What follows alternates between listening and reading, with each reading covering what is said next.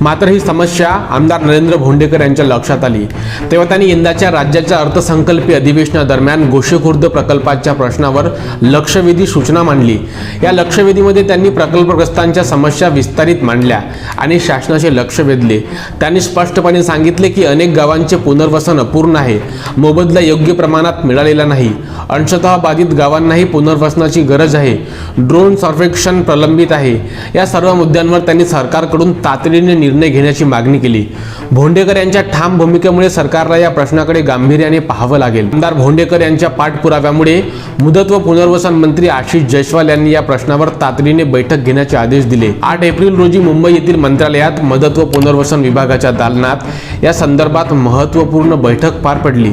या बैठकीत बाधित गावांचे सर्वेक्षण करण्याचे आदेश, महिनाभरात शासनासमोर प्रस्ताव सादर करणे, अंशतः बाधित गावांचे पुनर्वसन करण्याचा विचार आणि जलसंपदा विभाग आणि पुनर्वसन विभाग संयुक्तरित्या काम करणार असे महत्त्वाचे निर्णय घेण्यात आले।